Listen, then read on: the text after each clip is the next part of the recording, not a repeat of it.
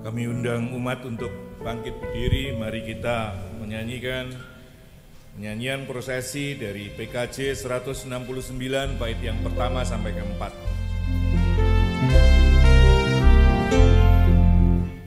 Surya kencana riang dan ramai, sesudah malam meluap malam, bermandi cahaya serta berseri. Semalam suntuk terbayang tubuhku, kini ku bangun dengan rasa kagum. Ku pandang langit ceria jernih.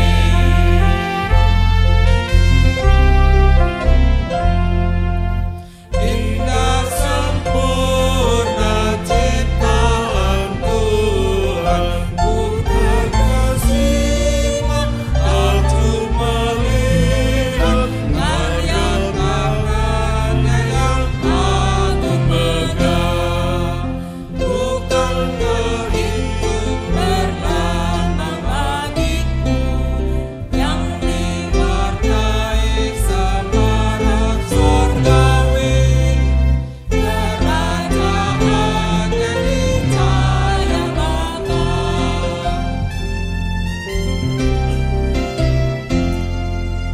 Anggaplah kita bagi pencipta dan persembahkan berurat tangan yang kepadanya tulus berkenan.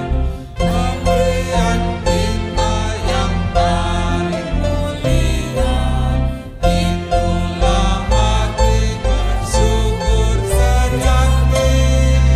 Korban yang harum bagaikan minyak.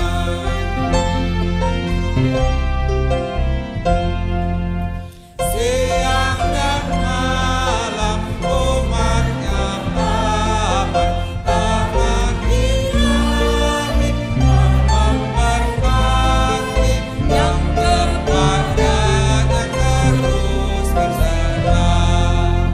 Kita terbaring dan Tuhan mengadu, kita terjaga dan Dia siapkan. Siang dan malam wajahnya cerah. Bapak Ibu Saudara-saudara yang Tuhan kasihi, kebaktian kita berlangsung dalam nama Bapa, Anak, dan Roh Kudus.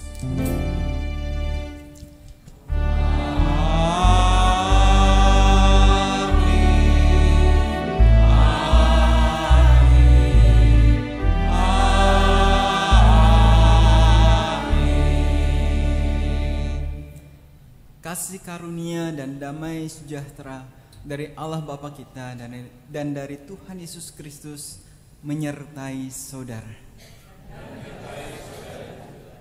Silakan duduk, saudara.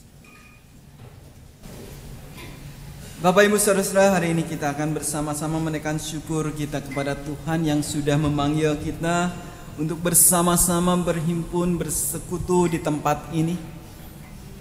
Saat ini kita akan mendengarkan sebuah kesaksian iman dari Paulus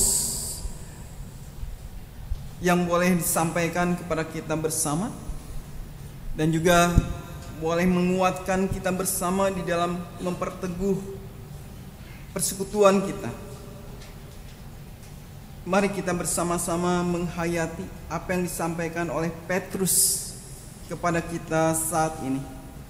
Demikianlah Petrus mengatakan kepada kita bersama di dalam Kisah Para Rasul, sesungguhnya aku telah mengerti bahwa Allah tidak membedakan orang. Setiap orang dari bangsa manapun yang takut akan Dia dan yang mengamalkan kebenaran berkenan kepadanya. Itulah kesaksian Petrus kepada kita bersama hari ini yang akan meneguhkan tema kita di pagi hari ini. Mari kita sambut bersama dari pujian kita PKJ 267 damai di dunia.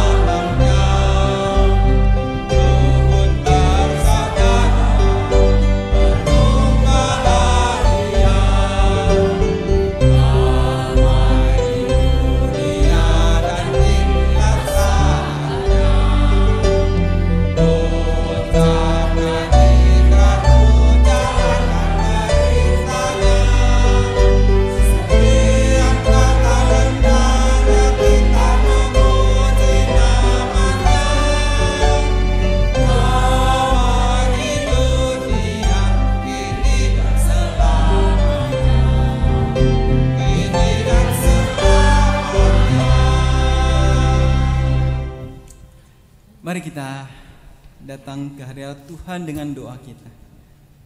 Saya mengundang Bapak Ibu Saudara untuk berdoa, untuk menaikkan segala pengakuan kita atas dosa dan kesalahan kita. Mari kita berdoa.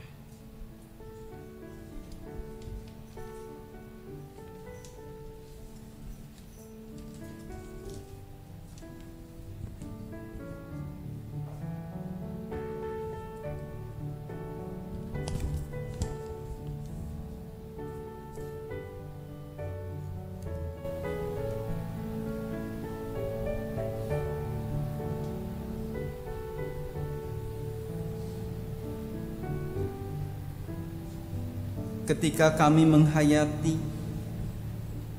panggilan kami sebagai anak-anak Tuhan, sebagai duta Kristus di tengah-tengah dunia ini yang seharusnya membawa damai.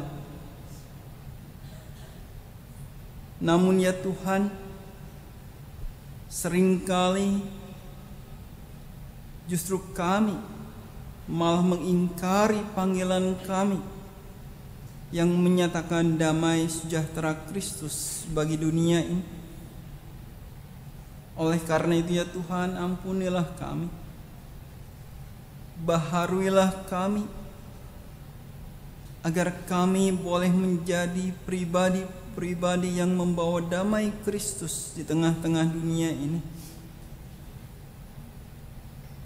Ketika kami berada di tengah-tengah keluarga kami, ketika kami berada di tengah-tengah masyarakat di mana kami berada,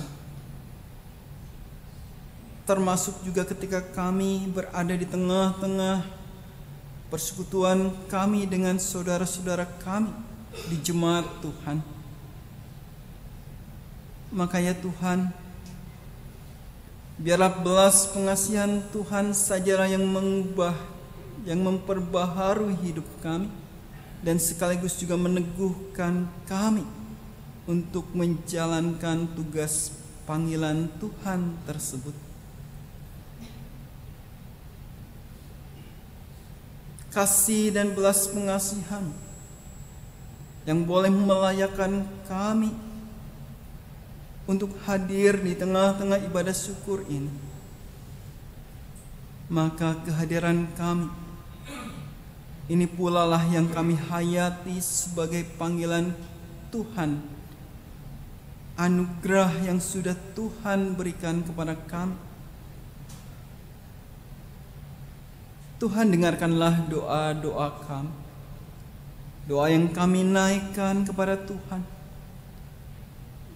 Di dalam kerendahan hati kami bawa di dalam nama Tuhan Yesus Kristus, Tuhan kami dan juga Juru Selamat kami yang hidup.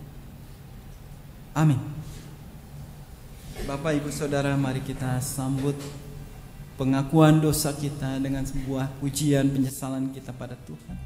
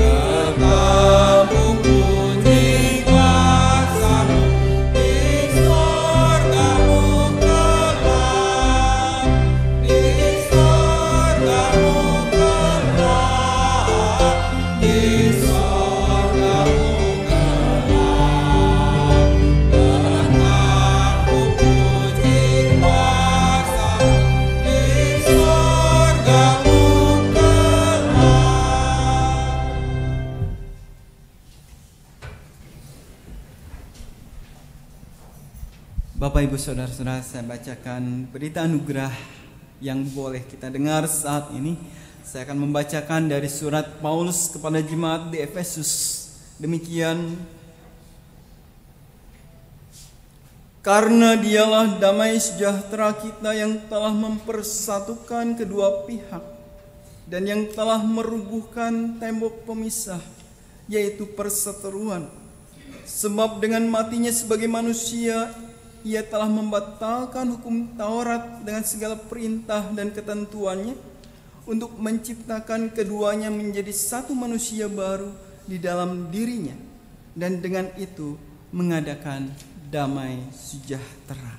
Demikianlah berita anugerah dari Tuhan. Salam damai.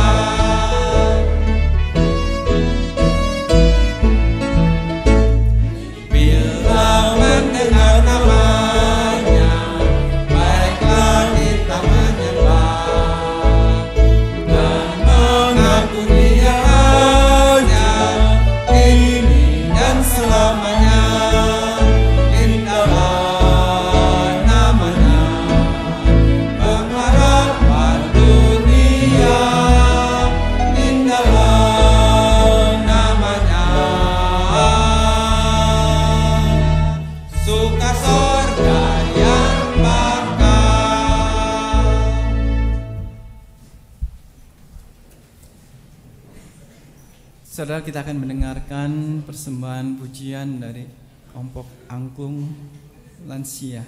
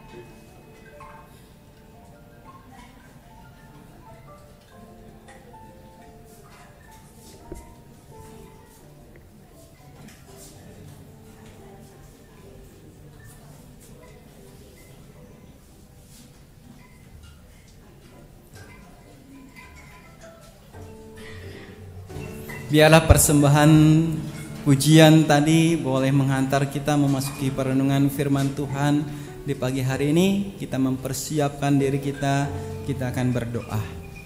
Mari kita berdoa.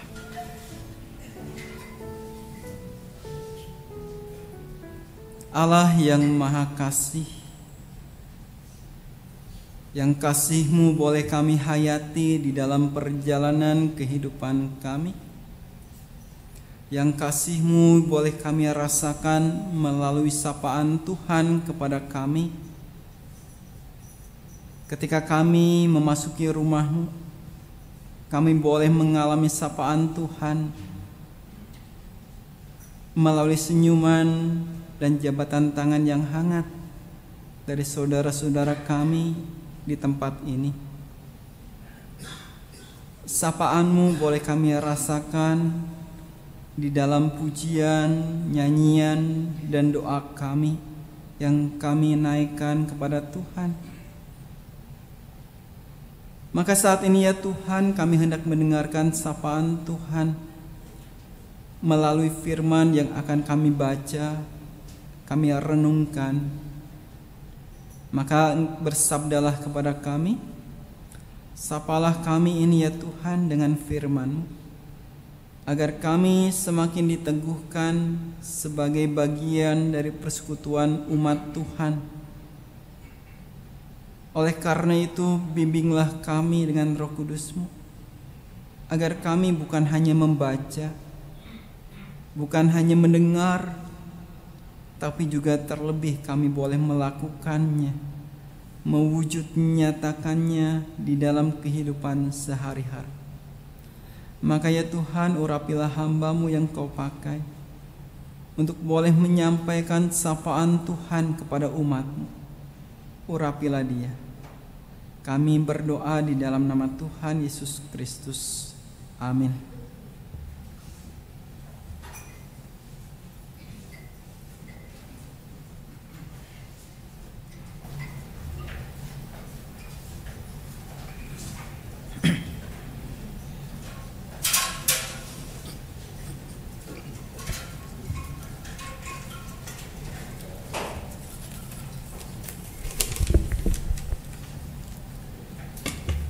Bacaan pertama, pembacaan kitab Keluaran 14 ayat 19 sampai dengan 31.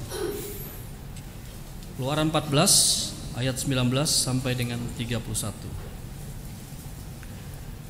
Kemudian bergeraklah malaikat Allah yang tadinya berjalan di depan tentara Israel, lalu berjalan di belakang mereka. Dan tiang awan itu bergerak dari depan mereka, lalu berdiri di belakang mereka. Demikianlah tiang itu berdiri di antara tentara orang Mesir dan tentara orang Israel. Dan oleh karena awan itu menimbulkan kegelapan, maka malam itu lewat, sehingga yang satu tidak dapat mendekati yang lain semalam-malaman itu. Lalu Musa mengulurkan tangannya ke atas laut, dan semalam-malaman itu Tuhan menguakkan air laut dengan perantaran angin timur yang keras, membuat laut itu menjadi tanah kering. Maka terbelahlah air itu. Demikianlah orang Israel berjalan dari tengah-tengah laut di tempat kering, sedang di kiri dan di kanan mereka air itu sebagai tembok bagi mereka. Orang Mesir mengejar dan menyusul mereka. Segala kuda Firaun, keretanya dan orang yang berkuda sampai ke tengah-tengah laut. Dan pada waktu jaga pagi, Tuhan yang dalam tiang api dan awan itu memandang kepada tentara orang Mesir, lalu dikacaukannya tentara orang Mesir itu. Ia membuat roda keretanya berjalan miring dan maju dengan berat, sehingga orang Mesir berkata, marilah kita lari meninggalkan orang Israel, sebab Tuhanlah yang berperang untuk mereka melawan Mesir.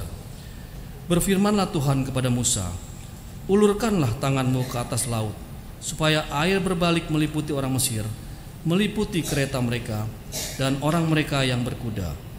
Musa mengulurkan tangannya ke atas laut, maka menjelang pagi berbaliklah air laut ke tempatnya, sedang orang Mesir lari menuju air itu. Demikianlah Tuhan mencampakkan orang Mesir ke tengah-tengah laut. Berbaliklah segala air itu, lalu menutupi kereta dan orang berkuda dari seluruh pasukan Firaun yang telah menyusul orang Israel itu ke laut. Seorang pun tidak ada yang tinggal dari mereka. Tetapi orang Israel berjalan di tempat kering dari tengah-tengah laut. Sedang di kiri dan di kanan mereka air itu sebagai tembok bagi mereka. Demikianlah pada hari itu Tuhan menyelamatkan orang Israel dari tangan orang Mesir, dan orang Israel melihat orang Mesir mati terhantar di pantai laut. Ketika dilihat dari orang Israel betapa besarnya perbuatan dilakukan Tuhan terhadap orang Mesir, maka takutlah bangsa itu pada Tuhan, dan mereka percaya pada Tuhan dan kepada Musa hambanya itu. Demikianlah sabda Tuhan.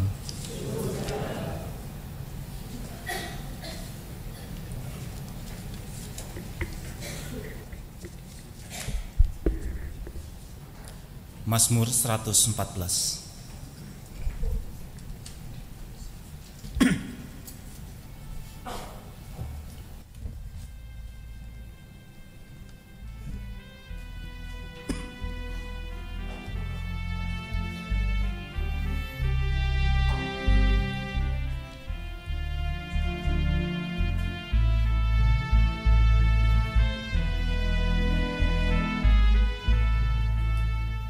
Gemetarlah hai bumi di hadapan Tuhanmu, gemetarlah wahai bumi di hadapan Allah yang Gemetarlah hai bumi di hadapan Tuhanmu, gemetarlah wahai bumi di hadapan Allah yang pada waktu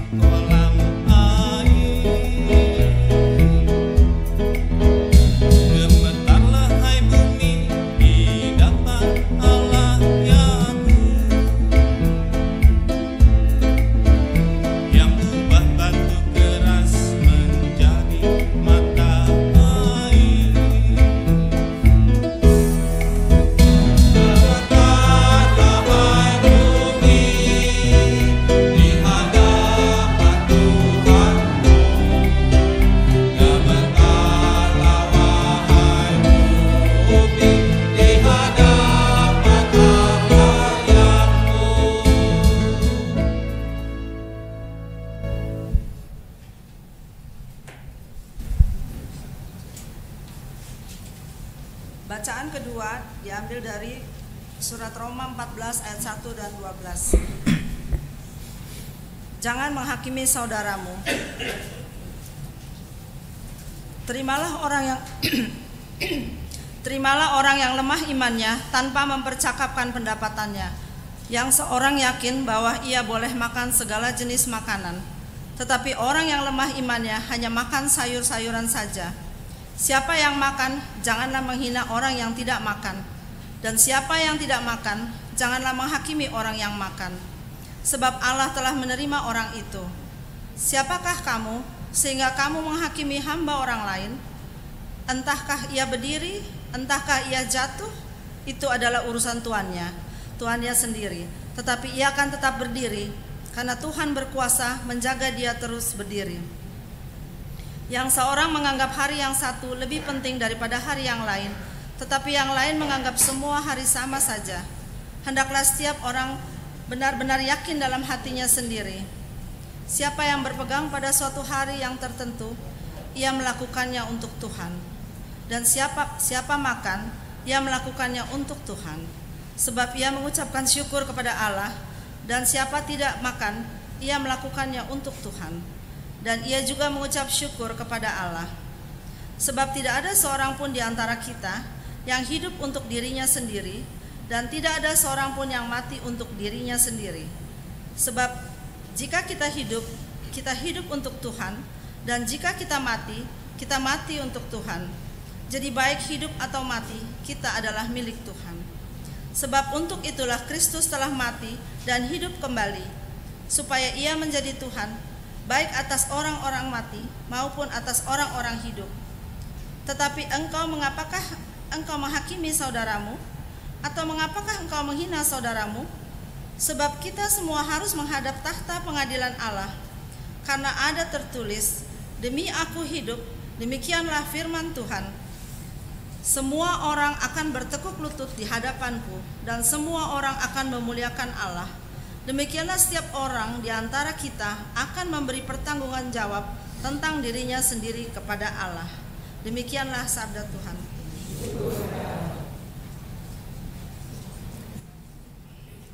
Bacaan Injil kita hari ini akan kita baca bersama dari Matius pasalnya yang ke-18 ayat 21 sampai dengan ayat yang ke-35. Matius 18 ayat 21 sampai dengan ayat yang ke-35 demikian saya bacakan. Kemudian datanglah Petrus dan berkata kepada Yesus, "Tuhan, sampai berapa kali aku harus mengampuni saudaraku jika ia berbuat dosa terhadap aku? Sampai 7 kali?"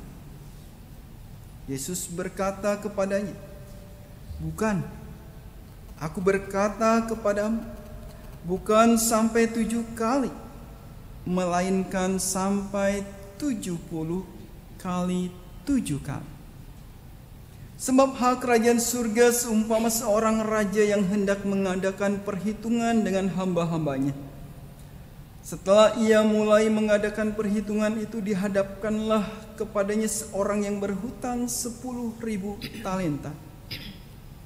Tetapi karena orang itu tidak mampu melunaskan hutangnya, raja itu memerintahkan supaya ia dijual beserta anak istrinya dan segala miliknya untuk pembayar hutangnya. Maka sujudlah hamba itu menyembah dia, katanya, 'Sabarlah dahulu, segala hutangku akan kulunaskan.' Lalu tergeraklah hati raja itu oleh belas kasihan akan hamba itu, sehingga ia membebaskannya dan menghapuskan hutangnya. Tetapi ketika hamba itu keluar, ia bertemu dengan seorang hamba lain yang berhutang 100 dinar kepadanya. Ia menangkap dan mencekik kawannya itu, katanya, 'Bayar hutang.'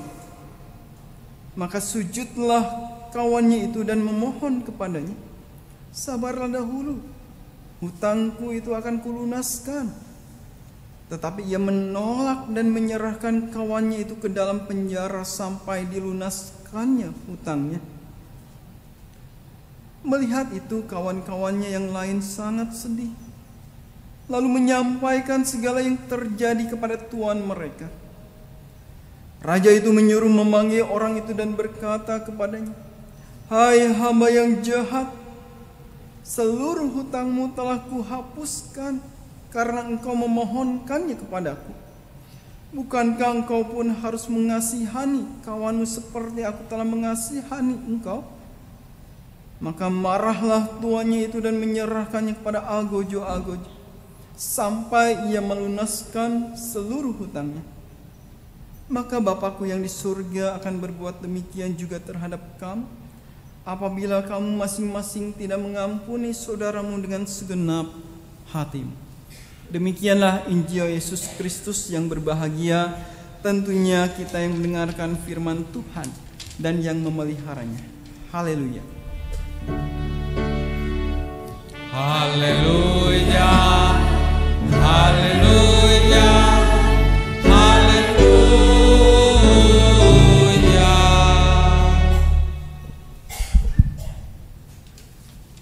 Selamat pagi Bapak Ibu Saudara. Apa kabarnya? Ya, kalau nggak baik-baik nggak mungkin ada di sini ya. Kita boleh bersyukur kepada Tuhan hari ini.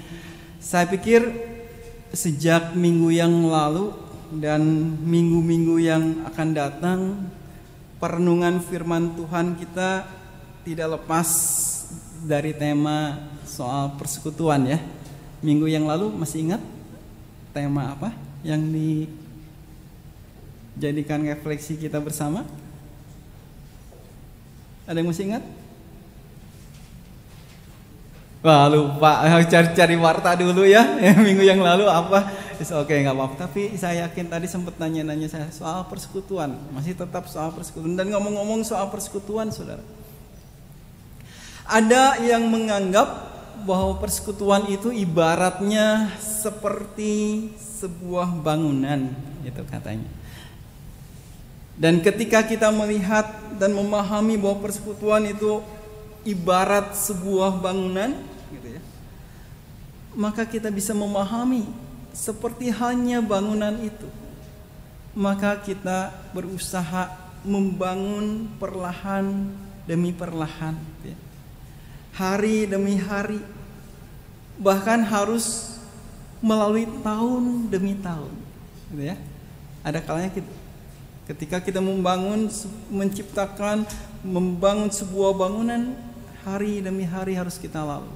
Ada waktu yang harus kita jalani untuk bisa sampai mendapatkan sebuah bangunan. Dan saya yakin persekutuan itu pun sama seperti membangun sebuah bangunan. Dan oleh karena itu Bapak Ibu Saudara-saudara yang terkasih di dalam Tuhan, maka untuk bisa menciptakan bangunan yang kokoh, untuk dapat membentuk atau membangun sebuah bangunan yang kuat, harus ada syaratnya. Syaratnya apa? Harus ada pondasinya, gitu ya. Kalau Bapak Ibu Saudara membuat sebuah rumah, maka yang harus dan pertama-tama diperhatikan adalah bagaimana kita membuat pondasinya agar bangunan yang kita buat tidak roboh. Tapi bukan hanya pondasi, apalagi selain pondasi.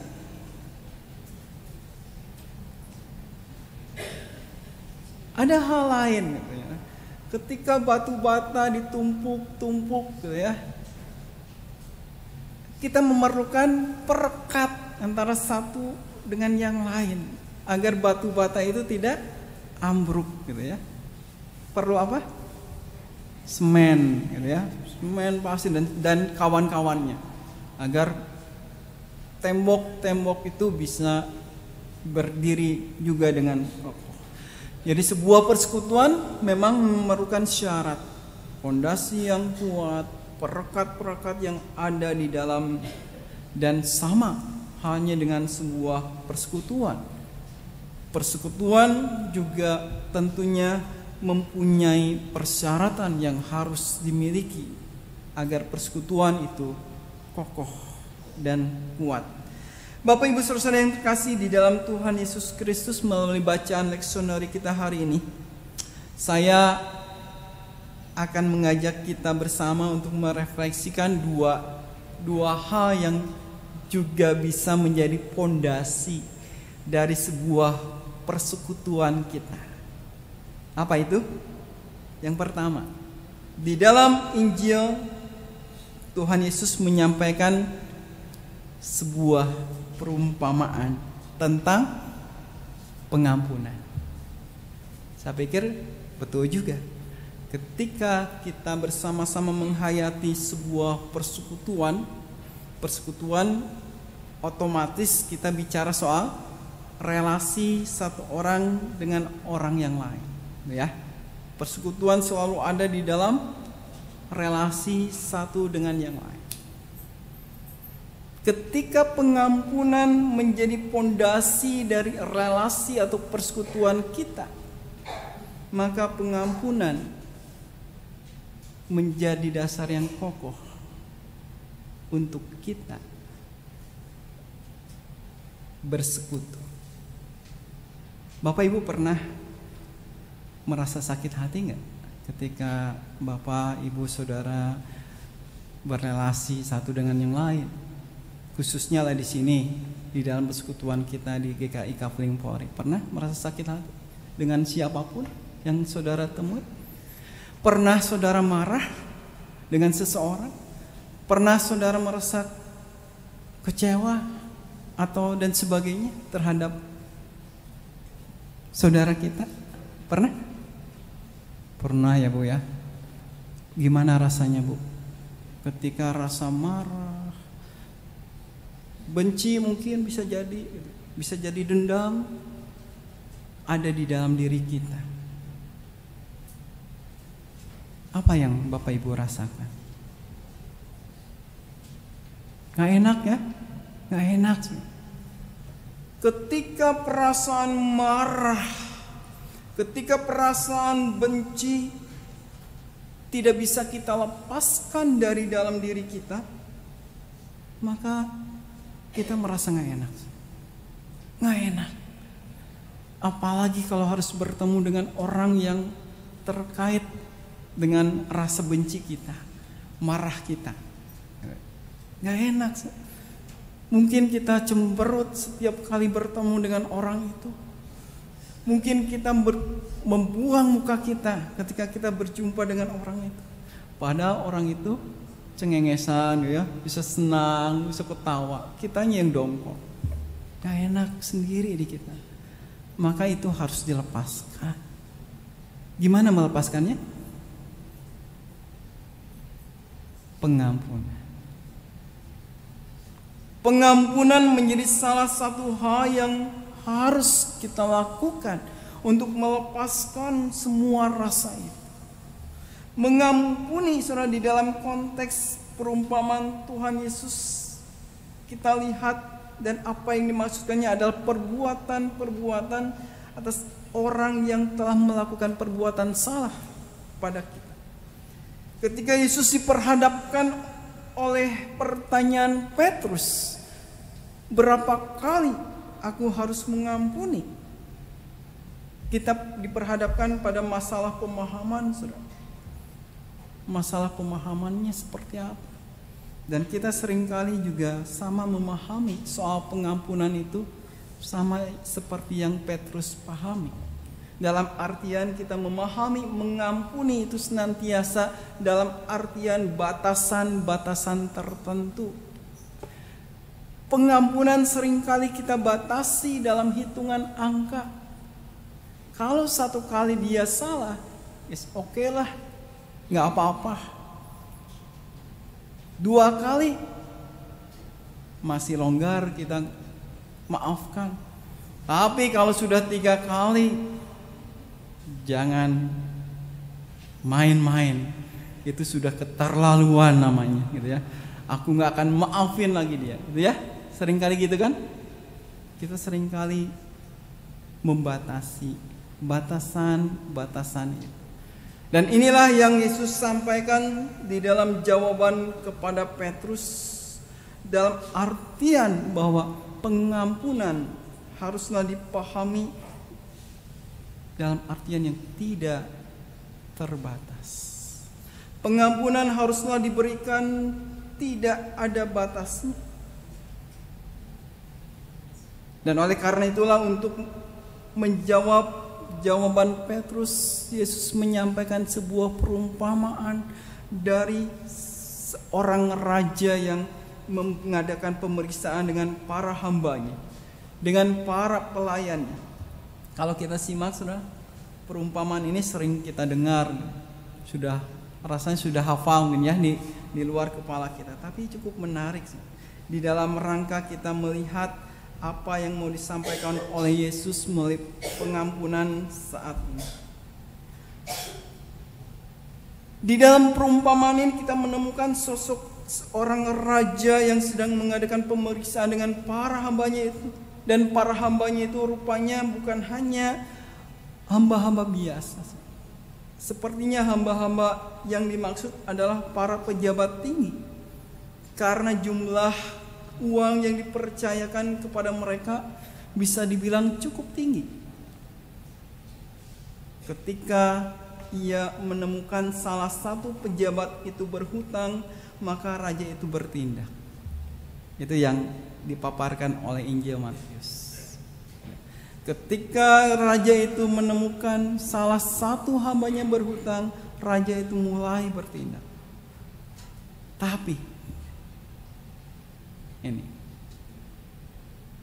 ketika sang hamba memohon belas pengasihan sang raja, saat itulah sang raja tergerak hatinya oleh belas kasihan.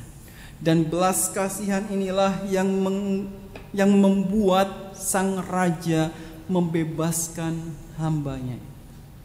Dan itulah pengampunan sang raja kepada hambanya, kepada pelayannya. Tapi sayang saudara, cerita tidak berakhir sampai di sana. Perumpamaan itu dilanjutkan dengan kisah bagaimana sikap sang hamba yang sudah diampuni dosanya, hutangnya. Sikap sang hamba terhadap kawannya yang jauh dan berlawanan dengan apa yang sudah ditunjukkan oleh sang raja kepada dirinya. Tentunya tidak terima dengan keadaan yang seperti itu, sang raja pun mengambil tindakan yang berbeda. Jadi ada dua tindakan sekaligus yang digambarkan oleh Injil Matius saat ini ya, terhadap hambanya itu. Yang pertama tindakan belas kasihan ya. Yang kedua malah sang raja mengadakan perhitungan penghukuman kepada orang itu yang sama karena sikap yang ditunjukkan. Bapak Ibu Saudara yang terkasih di dalam Tuhan Yesus Kristus, itu yang pertama yang menjadi syarat yang harusnya ada di dalam persekutuan, pengampunan. Yang kedua, saya mengajak kita melihat apa yang disampaikan Paulus kepada jemaat di Roma.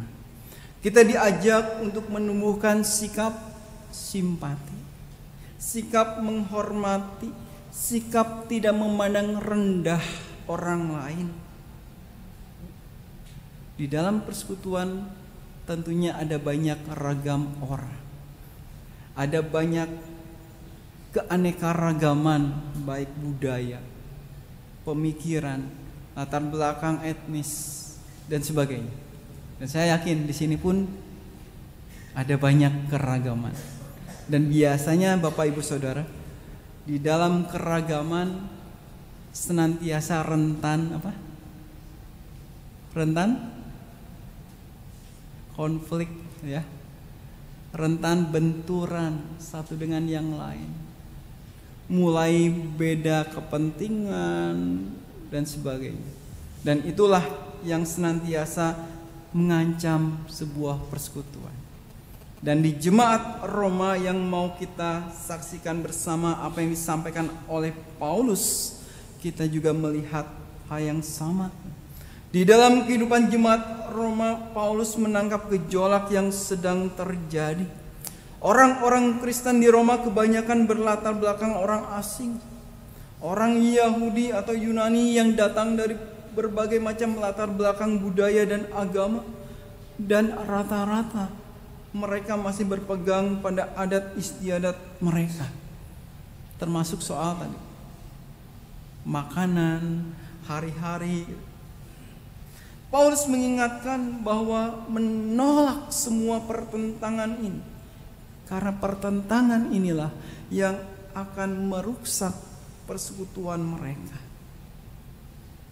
Bapak Ibu saudara yang Tuhan kasih, sebagai sebuah persekutuan, jemaat GKI Kafling Polri pun seringkali diperhadapkan pada suatu realita konflik, gesekan-gesekan tertentu. Bohong jika tidak ada. Pasti kita pernah berkonflik, pasti kita pernah berbenturan. Namanya juga berurusan dengan banyak orang. Pastilah kita akan merasakannya, akan mengalaminya, baik yang kecil, yang tidak terasa, atau mungkin sampai yang besar, sangat terasa. Karena setiap kita punya pikiran masing-masing, setiap kita punya pemahaman yang berbeda-beda, setiap kita punya kepentingan-kepentingan yang berbeda-beda. Bapak Ibu saudara yang terkasih dalam Tuhan, namun yang jauh lebih penting adalah bagaimana mengatasi setiap gesekan, setiap konflik yang terjadi agar tidak menjadi sebuah peperangan.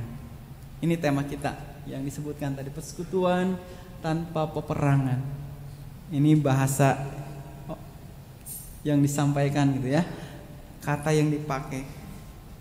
Oleh karena itulah saya mengajak kembali untuk memperhatikan apa yang disampaikan oleh Yesus dan oleh Paulus di dalam kita membina persekutuan kita di tempat ini. Persekutuan tanpa pengampunan, tanpa sikap yang simpati satu dengan yang lain akan menumbuhkan perseteruan, bukan persekutuan. Jadi beda ya.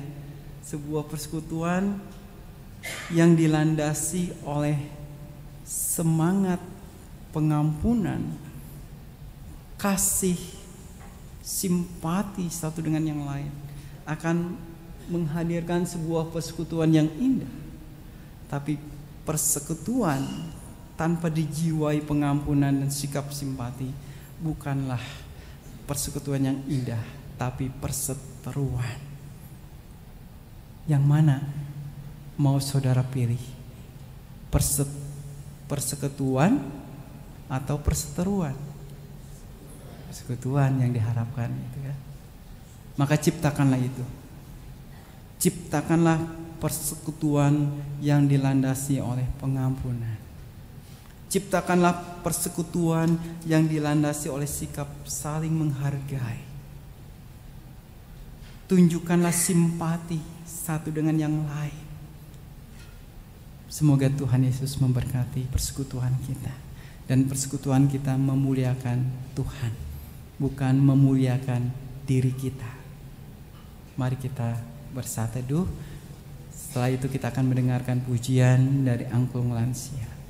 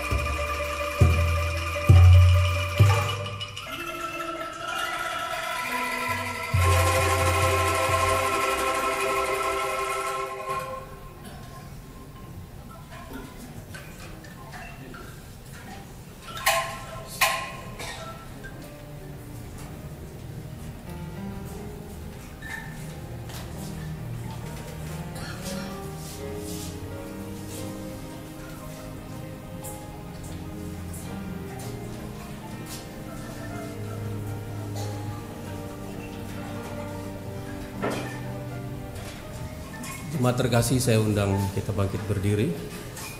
Dan marilah kita bersama dengan umat Allah di masa lalu, masa kini, dan masa depan mengingat pengakuan pada baptisan kita seturut dengan pengakuan iman rasuli.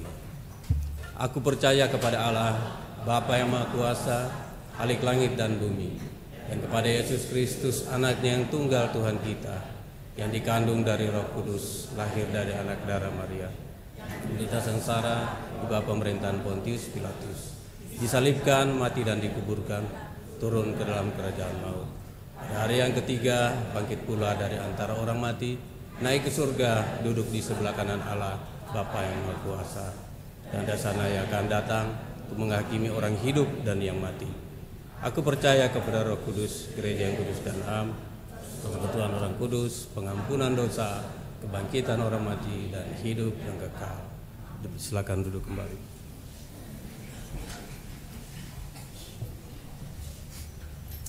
Bapak Ibu Saudara-saudara, kita akan menaikkan doa syafaat. Sebelum kita menaikkan doa syafaat, adakah di antara Bapak Ibu Saudara yang baru pertama hadir dan ikut di dalam ibadah kita di pagi hari ini? Kalau ada boleh berdiri biar kita bisa menyambutnya.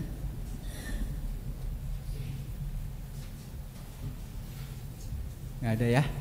Kalau nggak ada, mari kita bersama-sama berdoa.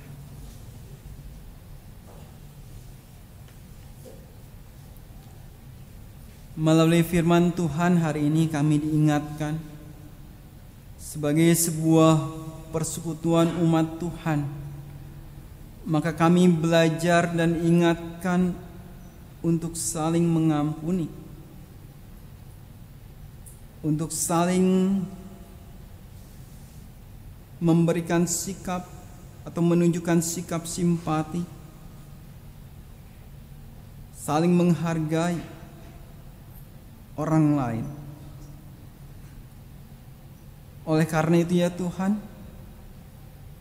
mampukanlah kami agar kami sanggup untuk menyatakan pengampunan itu. Tidak mudah bagi kami, karena seringkali kami berkeras hati sehingga kami menutup ruang hati kami bagi mereka yang bersalah kepada kami. Padahal Tuhan sudah memberikan teladan, Tuhan sudah memberikan pengampunan terlebih dahulu kepada kami yang berdosa ini. Maka biarlah di dalam setiap kehidupan kami terus belajar untuk mengampuni, belajar untuk menghargai sesama kami,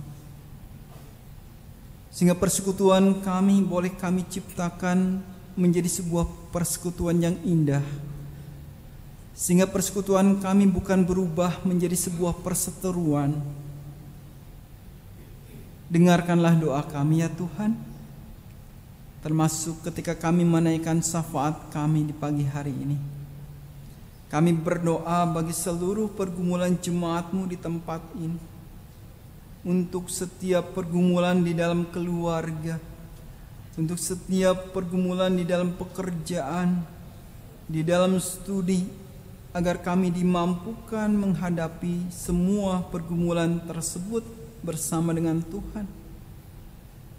Kami mengingat mereka yang sakit maupun mereka yang masih di dalam masa pemulihan, mereka yang berduka karena ditinggal kekasih mereka, karena kehilangan kekasih mereka. Oleh karena itu ya Tuhan, setiap kekuatan dari Tuhan yang boleh bersama dengan mereka.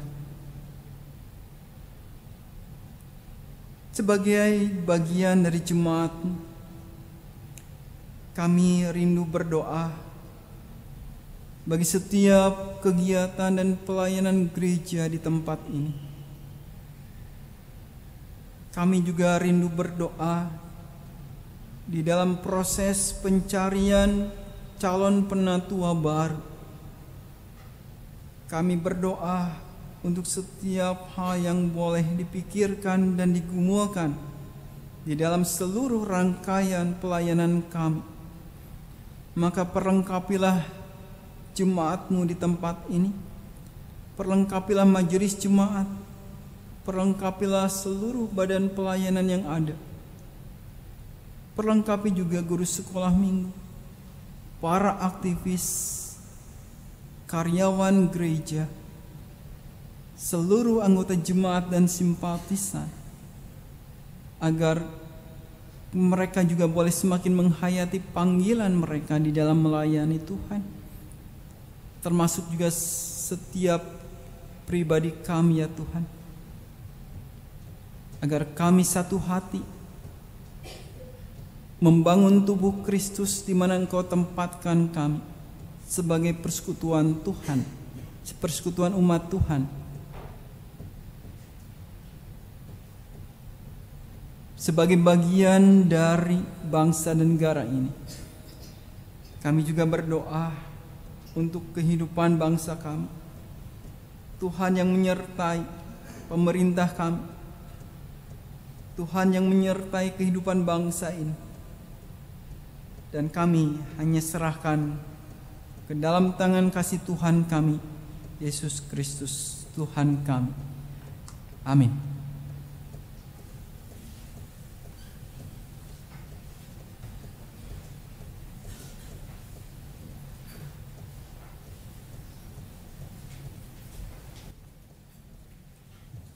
Jemaat terkasih, saatnya kita akan memberikan persembahan kepada Tuhan, dan nats yang mendasari persembahan kita pada pagi hari ini saya akan membacakan dari Maleakhi 3 ayat 10.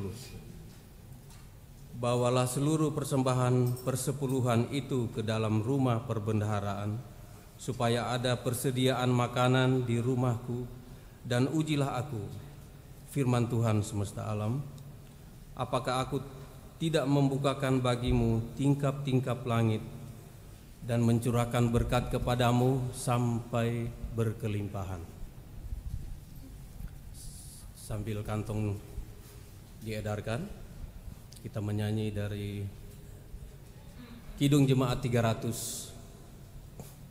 bait 1 sampai 5. Andaikan Yesus kau bukan milikku.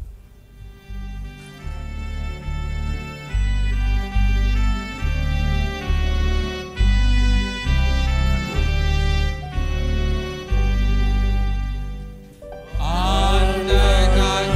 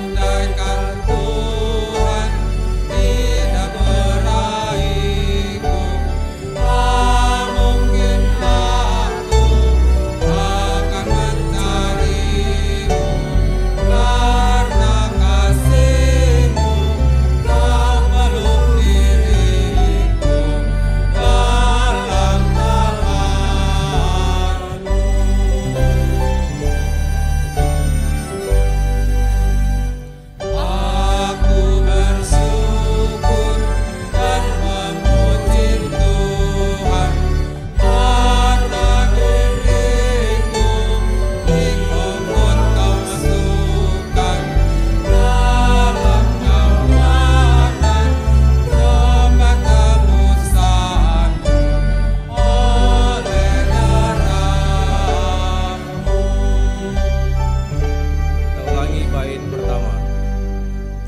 Andaikan Yesus kau bukan milikku,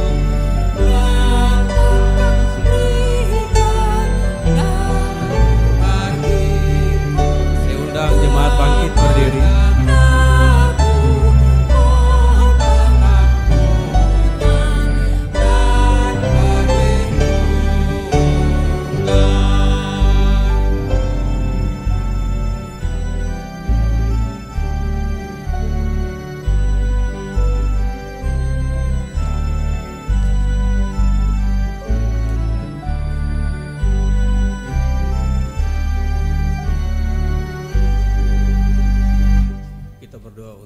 Persembahan kita. Bapa di dalam surga, pada pagi hari ini Tuhan, kami menaikkan syukur terima kasih atas segala penyertaan pimpinan Tuhan di dalam kehidupan kami. Engkau selalu hadir di setiap pergumulan hidup kami ya Tuhan. Pagi ini juga Tuhan, kami bersyukur untuk firman yang boleh kami dengar. Biarlah kiranya firman itu boleh kami laksanakan di dalam kehidupan kami sehari-hari. Sebagai wujud syukur kami ya Tuhan, pagi hari ini kami membawa berkat yang datang daripadamu Tuhan berupa persembahan. Tuhan kiranya kuduskan, sucikan Bapa, agar persembahan ini boleh menjadi sesuatu yang berguna untuk kehidupan kami bergereja di sini ya Tuhan. Bapa di dalam surga, Engkau juga berikan hikmat akal budi kepada kami yang akan mengolahnya Tuhan. Biarlah semuanya boleh sesuai dengan kehendak Tuhan saja, dan semuanya demi kemuliaan nama Tuhan saja. Terima kasih Bapa di surga, inilah doa kami, dalam nama Yesus Kristus kami alaskan. Amin.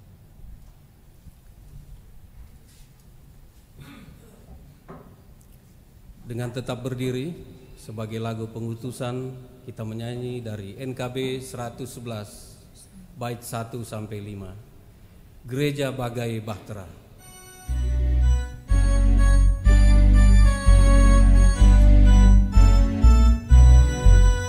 Gereja bagai bahtera di laut yang seram, mengarahkan haluannya ke pantai seberang, mengapuklah samudera dan badai menderu, gelombang zaman mengempas yang sulit ditempuh.